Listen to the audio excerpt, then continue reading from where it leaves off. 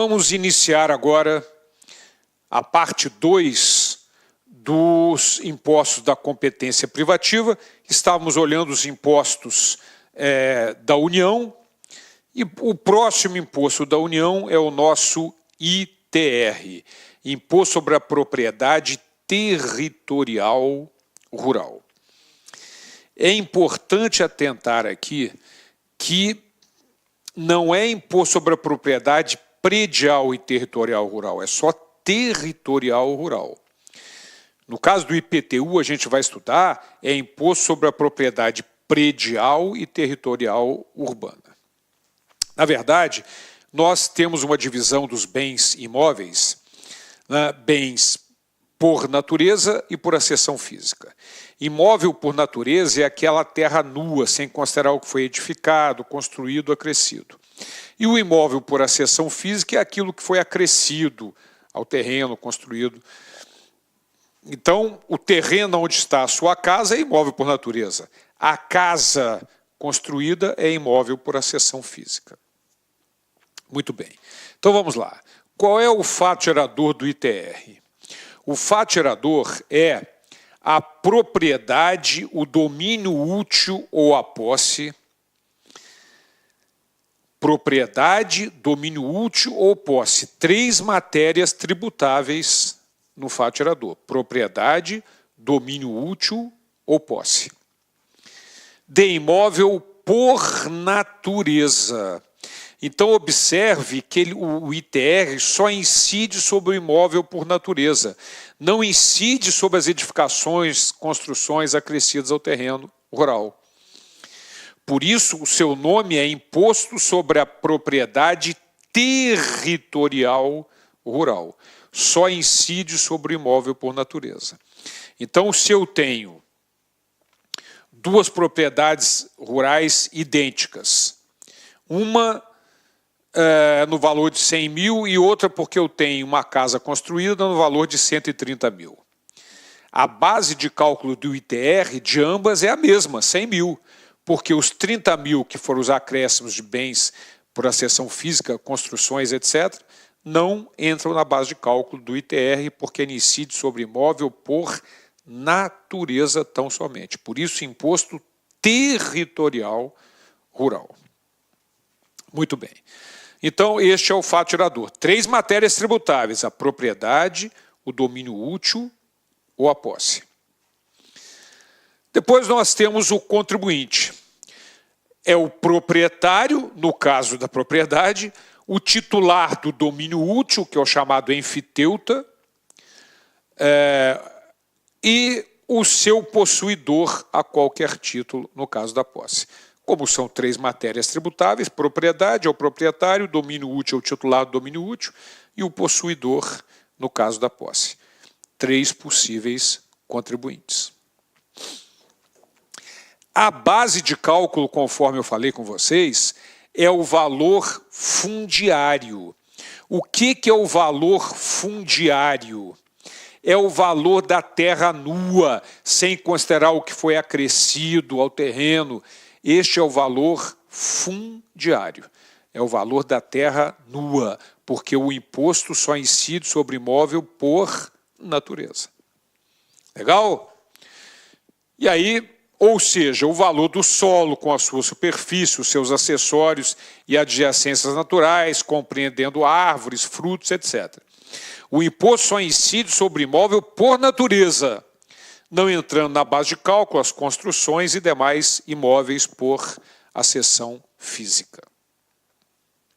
Ok? Então, essa é a base de cálculo do ITR. Ora, mas a gente vem falando de imposto sobre a propriedade territorial rural.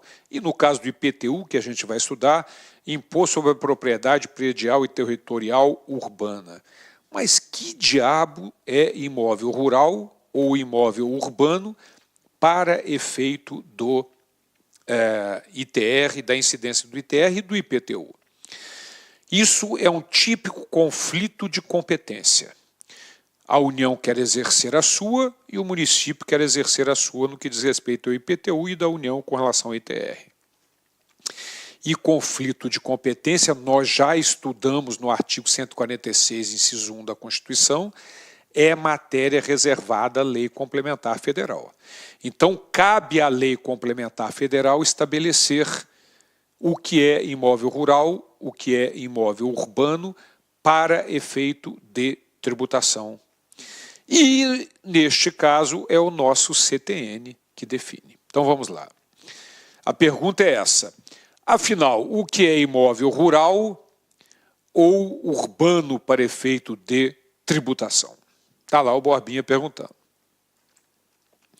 O artigo 32, parágrafo 1º do CTN, determina que, para os efeitos desse imposto, está se referindo ao IPTU, entende-se como zona urbana a definida em lei municipal, observado o requisito mínimo da existência, preste atenção, de melhoramentos indicados em pelo menos 2 dos incisos seguintes. Então, nós vamos ver agora 5 incisos, 5 características. Se o imóvel tiver 2 ou mais dessas 5 características, para efeito de tributação, ele é urbano. Se tiver uma ou nenhuma, para efeito de tributação, ele é rural. Então, vamos conhecer as 5 características, os 5 incisos. Então, vamos lá. Meio fio ou calçamento com canalização de águas pluviais.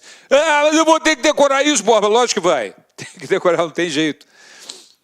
Abastecimento de água, sistema de esgoto sanitário, rede de iluminação pública com ou sem posteamento para distribuição domiciliar e escola primária ou posto de saúde a uma distância máxima de 3 km do imóvel considerado.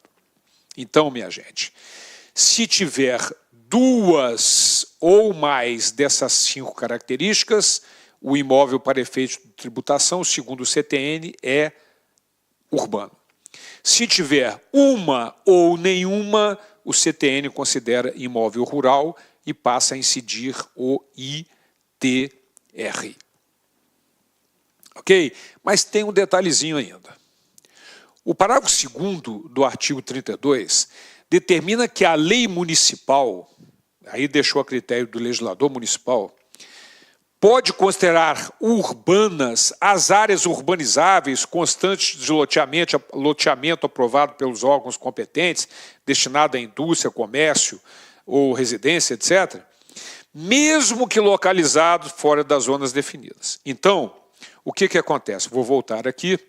Mesmo que não tenha 2 dessas 5 características, a lei municipal pode ainda assim considerar urbana aquela área constante de loteamento aprovado pelos órgãos competentes, destinados à indústria, comércio, moradia, etc. Ok? É o que determina o parágrafo 2º do artigo 32. Destinados à habitação, indústria ou comércio, mas desde que seja área urbanizável ou de expansão urbana constante de loteamentos aprovados pelos órgãos competentes. Então, na verdade, quem define o que é imóvel rural e o que é imóvel urbano para efeito de tributação é o CTN nos parágrafos 1º, que traz as 5 características, e no parágrafo 2º do artigo 32, que diz que mesmo que não tendo 2 das 5, se for área urbanizável, constante de loteamentos aprovados, pode ser considerada urbana. Bom, aí você diz assim, ah, Borba, legal, agora entendi, maravilha, agora ficou fácil. Mas tem um detalhe nessa história toda. Há uma confusão com relação a isso. E há uma jurisprudência que vocês vão entender o motivo pela qual ela existe. Então, em tese, nós estamos com essa informação. Parágrafos 1º e 2º do artigo 32. Se tiver 2 das 5 características, ou mesmo não tendo mais constantes loteamentos aprovados pelos órgãos competentes, em áreas urbanizáveis, urbano. Caso contrário, rural. Mas, olha o que a STJ determina. não incide IPTU, mas ITR, sobre imóvel localizado na zona urbana, na área urbana, desde que comprovadamente utilizado em exploração extrativa, vegetal, agrícola, pecuária ou agroindustrial. Aí você vai dizer assim, mas aí fica difícil, porque a Constituição determina que a função da lei complementar é dispor sobre o conflito de competência. O Código Tributário Nacional, que é uma lei complementar, força de lei complementar, determina os parágrafos 1º e 2º do artigo 32, que nós acabamos de ver, aí vem o STJ dizendo não é nada disso. Por quê? Se o imóvel for comprovadamente utilizado na exploração extrativa vegetal. Olá, meus amigos, minhas amigas, sou o professor Luiz Antônio de Carvalho e eu estou aqui para fazer um convite muito especial, com muito carinho para você que está estudando Direito Tributário.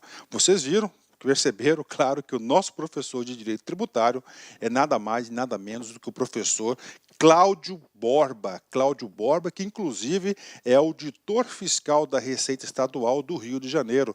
Professor daqui da Lá Concursos, um professor que nos enche de orgulho. Eu, pessoalmente, quando fazia o curso de administração, isso lá no início da década de 90, eu tive o prazer de estudar nos livros do professor Cláudio Borba e agora ele faz parte da nossa equipe, do nosso time. Um forte abraço, professor Cláudio Borba. Meus amigos, minhas amigas, eu quero fazer um convite especial para vocês. O professor Cláudio Borba, tá certo? Ele é o nosso professor de Direito Tributário da LAC Concursos. Ele tem um curso super atualizado, completaço de Direito Tributário, gravado aqui na LAC Concursos, né? Esse curso, o foco dele, especificamente, ele está voltado para as carreiras fiscais. Então, o professor Cláudio Borba pertence às carreiras fiscais aqui da LAC Concursos. Todo e qualquer concurso de carreira fiscal, de Cefaz, principalmente Cefaz, Secretaria de Estado de Fazenda, do Brasil todo, tá? Teve um concurso de Cefaz, o professor Cláudio Borba vai lá e grava uma revisão. Por exemplo, nós temos a revisão FCC de Direito Tributário com o professor Cláudio Borba. Essa isolada, todo o conteúdo do professor Cláudio Borba por apenas R$ 80,00. É isso mesmo, R$ 80,00. Durante 90 dias de acesso, você vai ter direito aí a assistir quantas vezes quiser e na hora que desejar. Professor, parcela esses R$ 80,00, com certeza você pode parcelar esses R$ 80,00 ainda em 10 vezes sem juros no nosso operador financeiro, ou seja, R$ 8,00 por mês, mais barato que uma coxinha, né? Tá certo, meus amigos? Então, olha só, qualidade e preço, competitividade é aqui na Lá Concurso. Pode vir, pode fazer essa isolada com o professor Cláudio Borba, que eu tenho certeza absoluta que você ficará super competitivo. Tá certo, meus amigos? Esperamos vocês aqui na Lá Concursos. Um forte abraço, fique com Deus. Tchau, tchau. Clique lá.